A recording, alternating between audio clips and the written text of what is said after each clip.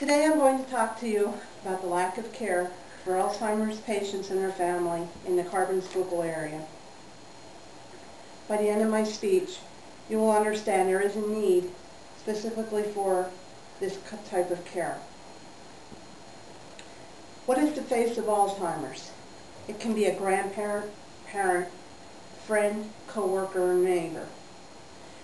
According to the Alzheimer's Association, there are 5.3 Americans afflicted with this disorder. For our family, it was my husband's cousin's wife, Janet, who was affected by this disease. She was diagnosed about 5 years ago. Since then, we have seen a steady progression in her memory. 2 summers ago, I realized exactly how much memory loss she had had when her husband Leonard and I were sitting and viewing pictures from recent graduations of my daughter Sherry's and mine. When we got to the one picture of me standing in my nursing uniform, she turned to Leonard and asked him, "Who is that in the picture?" And it was a picture of me. I was sitting right next to her when she made that remark, and it really hit home how much she had been affected by this horrible disease. Leonard replied to her, "Why, that's Franny." And she looked at him and said, "Oh, okay," but with a blank look on her face. It was then such an eye-opening moment for me. It is important to know what Alzheimer's is and how it affects the person. Before we go any further, I will explain what Alzheimer's is. It is a neurological disease that destroys brain cells. The disease slowly takes away the ability to remember people, places, and the things that are common, according to Claudette Metter, the author of the article called "What is Alzheimer's?" As I stated, the progression of the disease is slow. The last skills a person loses are the first skills that they learn, such as learning to walk, talk, and use the bathroom, activities that we take for granted every day. What can be done to help Alzheimer's patients and their families? Currently, there are no cures for Alzheimer's. With the right services and support, we can make life better for people living with Alzheimer's. One program that is helping Alzheimer's patients is the Montessori principle, which was developed by Elizabeth Montessori, an Italian physician in the 1900s. An article by Kathleen Lode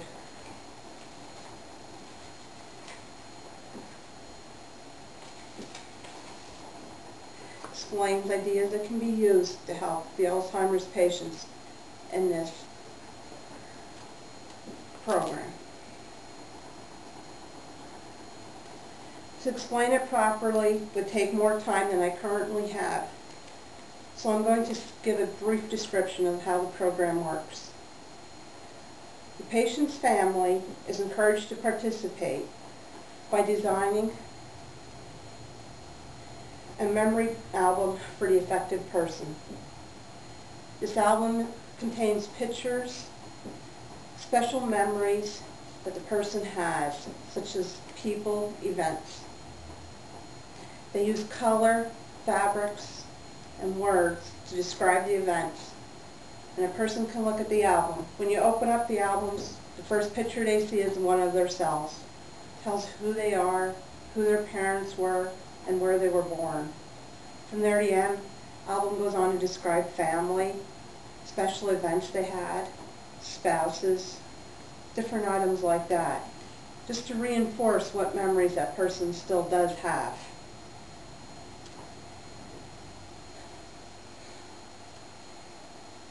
Because the biggest thing with Alzheimer's patients is reinforcing what memories they still have. What care currently exists in the community for Alzheimer's patients and their families? Currently in the Carbon Schuylkill, there are no programs specifically designed for Alzheimer's patients. This is something I'd like to see changed.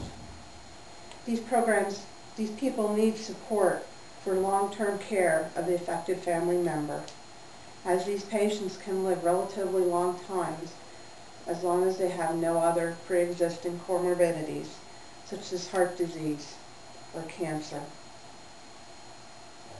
Most of these patients can be diagnosed as early as in their 40s. According to the Responsibility Project, there are roughly 10 million Americans providing 8.5 billion hours of care for Alzheimer's patients. Can a parent program be developed in our community to help Alzheimer's patients and their families? I believe a program can be developed to help families and Alzheimer's patients. By researching what is available in bigger communities and adapting it to our area, I believe it can be done.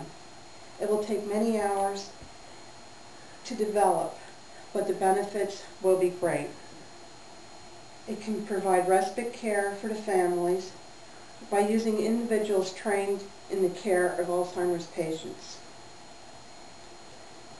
In Illinois, there is a memory care project used in the Mather Pavilion called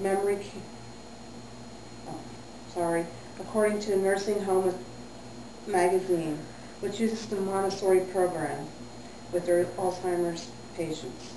Programs such as this can be adapted for use in our community.